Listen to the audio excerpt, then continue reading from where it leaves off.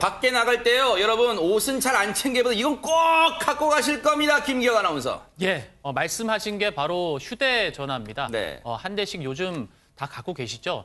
그런데 좀 잘 관리를 해야 될 것 같아요. 이 강원도 영월에서 사업을 하던 한 사업가가 있었는데요. 지난해부터 이 사업가 자신에 대한 이상한 소문이 이 지역에 번지기 시작했다고 합니다. 네. 그래서 다른 사람이 알 수 없는, 그러니까 나만 알고 있는 그런 은밀한 내용들이 소문으로 퍼지기 시작했는데 네. 이 사람 그 내용을 이제 살펴보면요. 그 휴대폰에 저장되어 있던 뭐 사진, 네. 영상, 뭐 문자 내용들이었다고 합니다. 네. 그러니까 나밖에 알 수가 없죠. 그런 소문이 돌고 있다고 관련된 소문이. 그런 내용을 이제 바탕으로 해서 소문이 돌기 시작한 겁니다. 네. 그래서 이 사업가는 이 소문을 역추적하기 시작합니다. 도대체 이게 어디서 나온 거냐, 나밖에 알 수 없는데. 네. 그래서 가다 보니까 의심쩍은 곳이 한 곳이 있었던 거예요. 어딜까요? 바로 휴대전화 대리점이었습니다. 어허. 이 사업가가 1년 전에 휴대폰을 새로 바꾼 겁니다. 그런데 네. 바꿀 때 이 기존에 쓰던 휴대전화를 반납을 하면 네.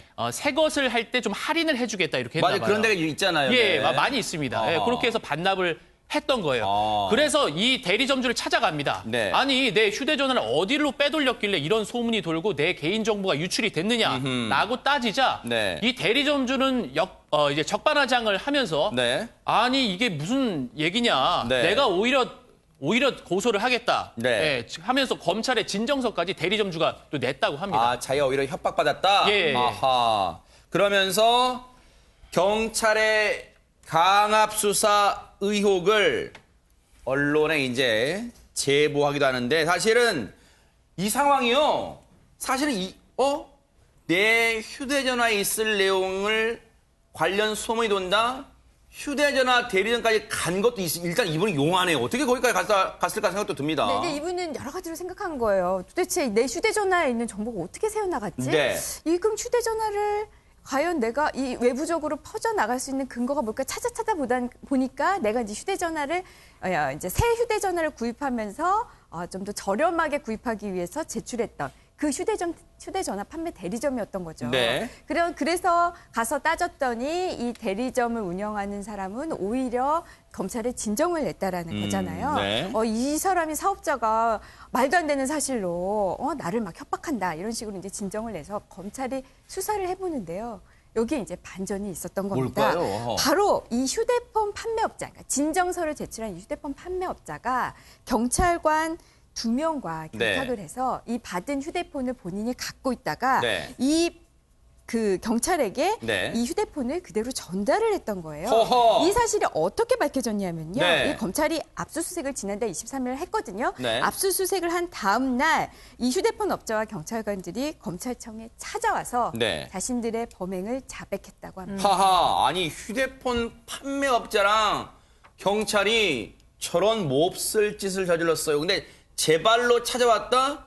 뭔가 털어놨을 거 아니에요, 김은배 팀장님. 그렇습니다. 검찰에서 수사를 하니까 자진 출두를 한 거죠. 네. 출두를 해가지고 그 판매업자가 이런 말을 했습니다. 자기는 공익 차원에서 경찰관에 제보했다. 근데 경찰관은 또 뭐라 했냐면은 수사 목적으로 휴대폰을 갖다 압수했다고 그러는데 그렇다고 한다면 네. 정식으로 압수영장 받아가지고 휴대폰을 압수해야 되는데 네. 요거는 판매업자로부터 건네받은 거기 때문에 네. 둘 사이의 모종의 커넥션, 즉 네. 결탁한 거 아니냐 아니면 평소에 뭐 첩보일 수도 있어요. 네. 아는 사이기 때문에 아마 그 휴대폰을 바꿨던 분 네. 그분에 대해서 뒷조사를 위해서 준 것이지 과연 수사 목적으로 줬는지는 이제 검찰 수사하겠지만은 네. 아무튼 판매업자는 그렇게 변명을 하고 있었던 거죠. 아하, 네. 무슨 공익제보 차원 이런 얘기가 나올 수 있어요. 김기혁 아나운서, 그 휴대폰에 대체 뭐가 들었는지 모르겠지만 어떻게 이런 얘기가 나올 수 있습니까? 공익제보가 대체 무슨 말이에요? 예, 일단은 경찰은 그렇게 이야기를 했는데 이 뒷이야기가 조금 검찰 조사 결과 나오는 네. 것 같습니다. 일단은 조사 과정에서 과거 이제 이 사업가 같은 경우에는 강원도 영월에서 그 지역 사업을 하는 분이셨던 것 같아요. 네. 그러니까 지역 유지로 불렸는데 그 경찰관과 과거에 갈등이 있었던 겁니다. 그래서 이제 검찰이 이제 조사를 하다 보니까 이게 경찰이 일부러 개인 정보를 빼낸 다음에 어떤 좀 약점을 잡기 위해서 네. 이런 행위를 했다라고 지금 판단을 하고 있는 것 같습니다. 과거의 어떤 갈등 때문에 약점 잡으려고 했다. 그런데 그냥 휴대폰을 빼돌린데 그친 게 아니라 또 다른 범행이 숨어 있다는데 대체 뭡니까, 강성진 변호사님? 네, 맞습니다. 그 경찰 2명이 있었고요. 그 빼돌린 휴대전화를 무려 1년이 넘게 네. 그냥 자기가 혼자 보관을 하고 있었습니다. 아하. 그리고 보관만 한 게 아니라 이 핸드폰에 들어있던 문자 메시지 같은 것을 계속 무단 열람을 했고요. 그 휴대폰 안에 이제 개인적인 동영상 같은 게 있었습니다. 세상에. 이를 외부로 유출했어요. 아하. 이제 유출을 했고 이 유출이 그냥 문제가 될 수 있는 게 아니라 성관계 동영상이라는 이제 그런 문제가 있어서 아하. 굉장히 민감한 문제가 될 수 있다는 거죠. 네. 그래서 단순히 핸드폰을 빼돌린 점에서 그친 것이 아니라 네. 그 안에 민감 정보를 어떻게 보면 사적으로 아하. 이용했을 수도 있다라는 점이 문제가 됩니다. 네. 경찰이 이런 일을 벌였다는 데 대해서 아마 시청자분들이 경악을 금치 못할 것 같습니다. 임방글 변호사님. 네, 우선 이들은 개인정보 위반, 개인정보보호법을 위반을 했고요.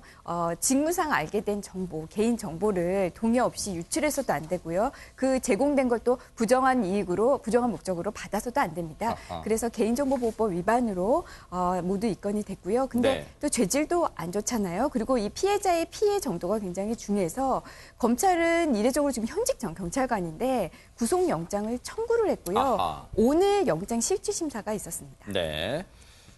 유인경 평론가님, 이런 생각이 들어요. 요즘 휴대전화는 그냥 단순히 전화를 걸고 받고 문자 보내고 메신저 보내고 그런 차원이 아니라 여기에 모든 개인의 사생활 정보가 다 집약돼 있다 해도 과언이 아닙니다. 예, 저는 사실은 뭐 잃어버릴 때 가장 난감해할 게 휴대폰인데 여기는 이제 보면 뭐 스케줄도 있죠. 그다음에 추억이 담긴 사진도 있죠. 그러네요. 장난삼아 보낸 문자도 있죠. 다 있을 텐데 네. 게다가 더 심란한 것은 이제는 디지털 침해라고 해서 휴대폰으로 다 축약해서 보내다 보니까 가족에 관련된 전화번호조차 모를 잘 경우가 못 되게 외워요. 많고요. 네. 그다음에 이제 뭐 무심코 받은 뭐 메시지라든가 이런 것들 때문에 돼 있어서 항상 모든 범죄에 이게 여기서 나오지 판도라 상자라고 하지 않습니까? 그렇죠. 그래서 이제 제일 중요한 거는 이분처럼 휴대폰을 좀 더 싸게 구입하기 위해서 헌 휴대폰 기기를 줬다가 나가는 경우가 많은데 많은 전문가들이 그러더라고요. 그럴 경우에 반드시 공장 초기화를 해야 된다. 그래서 대리점 가서 초기화를 해 주십시오 하고 눈앞 현장에서 부탁을 하던가 아니면 개인으로서도 자기 거에서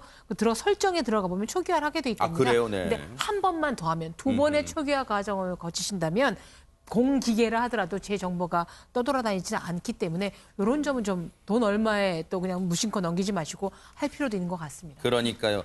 요즘 개인의 사생활, 특히 사진이나 영상이 외부로 유출돼서 자신도 모르는 인터넷 공간에서 떠도는 경우 많잖아요. 아마 그런 점의 피해가 우려된다는 점에서 휴대폰 교체 때 반드시 조심을 기울여야겠다 이런 생각을 해봅니다.